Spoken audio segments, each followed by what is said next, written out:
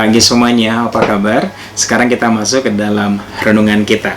Renungan kita hari ini terambil dari Kitab Hakim-Hakim pasal 10 ayat 15 sampai dengan ayat yang ke-16. Saya bacakan buat teman-teman. Kata orang Israel kepada Tuhan, "Kami telah berbuat dosa. Lakukanlah kepada kami segala yang baik di matamu. Hanya tolonglah kiranya kami sekarang ini." Dan mereka menjauhkan para allah asing dari tengah-tengah mereka, lalu mereka beribadah kepada Tuhan. Maka Tuhan tidak dapat lagi menahan hatinya melihat kesukaran mereka. Nats yang barusan kita baca terambil dari Kitab Hakim-Hakim pasal yang ke-10 dengan judul perikop Israel ditindas oleh Bani Amon. Jadi diceritakan orang Israel kembali membuat kejahatan yang sama dan kejahatan yang paling dibenci Tuhan, yaitu mereka menyembah Baal serta dewa-dewa yang ada di sekitar mereka dan meninggalkan peribadatan mereka kepada Tuhan. Oleh karena itu Tuhan menjadi murka dan menyerahkan orang Israel kepada tangan Bani Amon. Dan Bani Amon ini menekan atau menindas orang Israel sedemikiannya sehingga orang Israel ini sangat menderita dan akhirnya mereka berseru meminta pertolongan kepada Tuhan. Tetapi ada yang berbeda kali ini. Kalau biasanya setiap kali orang Israel berseru kepada Tuhan, Tuhan langsung buru-buru menolong orang Israel. Tapi kali ini tidak. Ketika bangsa Israel mengalami kesulitan dan mereka berseru kepada Tuhan, Tuhan bilang, "Kali ini enggak. Aku telah membawa kamu keluar dari Mesir, memberikan tanah Kanaan kepada kamu, tapi sekarang kamu malah menyembah Allah lain. Oleh karena itu, sekarang kamu minta pertolongan kepada Allah lain." Dan orang Israel mengatakan, "Kami telah berbuat dosa, lakukanlah apa yang pantas ingin Tuhan lakukan." Dan orang Israel benar-benar bertobat, mereka menjauhkan segala Allah-Allah lain dan kembali menyembah kepada Tuhan. Dan sikap ini membuat hati Tuhan luluh. Jadi Tuhan tidak tahan lagi melihat penderitaan orang Israel. Akhirnya Tuhan mengutus satu orang hakim, yaitu Yefta, untuk menyelamatkan orang Israel. Pelajaran apa yang kita pelajari di sini? Jadi yang pertama adalah ada kesadaran di antara orang Israel bahwa mereka berdosa. Yang kedua adalah ada penyerahan sepenuhnya, atau mereka memiliki sikap berserah kepada Tuhan sepenuhnya. Jadi mereka mengatakan, "Serah Tuhan mau lakukan apa, yang penting kami mau bertobat." Yang ketiga adalah orang Israel tidak hanya sekedar ngomong, tidak cuma sekedar berdoa, tetapi mereka aksi atau pertobatannya itu benar-benar dilakukan. Jadi orang Israel langsung membuang dewa-dewa atau allah-allah lain di tengah mereka. Dan yang keempat, mereka kembali beribadah kepada Tuhan. Dan inilah yang menyentuh hati Tuhan. Jadi kalau saya bilang, ternyata Tuhan kita itu punya kelemahan. Kelemahannya apa? Tuhan kita itu tidak tahan melihat hati orang yang bertobat. Jadi ketika orang bertobat, ya, bertobat itu bukan cuma sekedar di ucapan, tapi tindakan dilakukan. Maka hati Tuhan tidak tahan. Dan akhirnya Tuhan turun tangan dan memberikan jalan keluar bagi bangsa Israel. Apa pelajaran yang kita bisa pelajari pada pagi hari ini? Teman-teman, buat saya pribadi, perikop ini sangat memberkati. Walaupun kesannya sedikit drama, tapi ini sangat memberkati. Teman-teman, ketika teman-teman dalam satu buah masalah, dalam satu buah kesulitan, dan masalah dan kesulitan yang kita derita ini jelas-jelas karena dosa.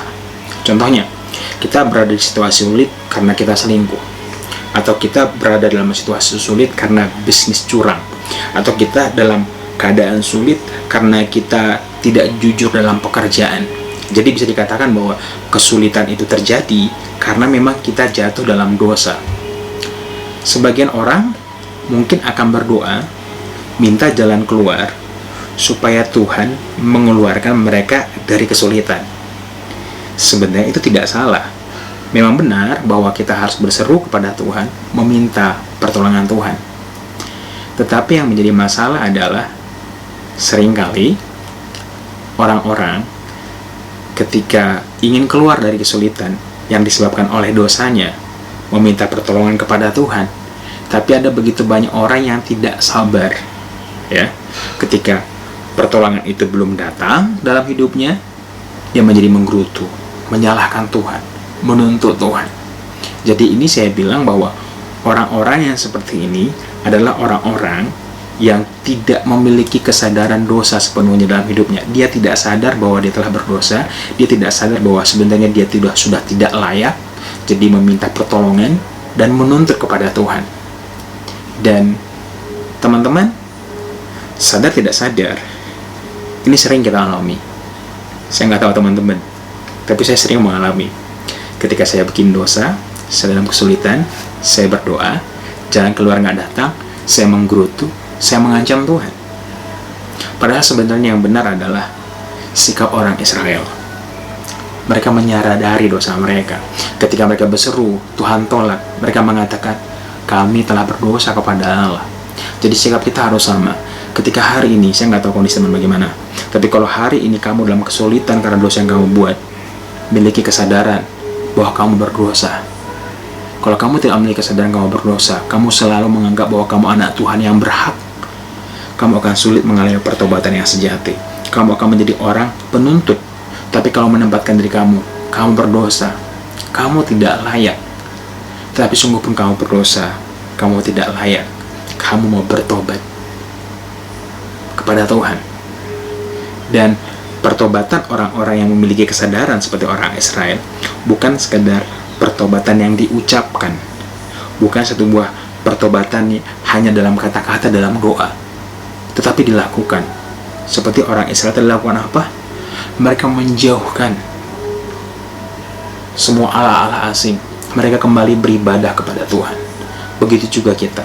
Apabila kita dalam kesulitan yang disebabkan oleh dosa, maka yang pertama kita lakukan adalah kita harus meninggalkan dosa tersebut. Kalau memang dosa itu berhubungan dengan pergaulan kita, maka kita harus berani bayar harga. Kita harus memisahkan diri kita dari pergaulan yang buruk itu, supaya kita bisa dengan fokus berserah dan berharap kepada Tuhan. Yang kedua adalah kita harus berserah sebagaimana orang Israel berserah. Artinya begini, jangan menuntut Tuhan. Jangan menuntut Tuhan menjawab doa kita sesuai selera kita dengan cara kita. No. Biarkan Tuhan bekerja dengan caranya. Jadi, teman-teman, ketika kita dalam kesulitan, langkah apa yang kita lakukan? Mengeraskan hati, menyalahkan Tuhan, menuntut Tuhan, atau menyadari sepenuhnya kesalahan kita, berserah kepada Tuhan sepenuhnya, terserah Tuhan mau pimpin kita kemana, dan melakukan pertobatan sejati, yaitu perubahan dalam sikap dan tindakan kita. Teman-teman pilihkan yang mana. Tapi ingat satu hal yang pasti, Tuhan kita punya kelemahan. Kelemahan Tuhan kita cuma satu, yaitu ketika kita menyentuh hatinya dengan pertobatan, maka pertolongan Tuhan akan turun dengan caranya. Tuhan Yesus memberkati teman-teman semuanya. Sampai ketemu besok di Sakelar hari yang ke-74. God bless you. Dadah.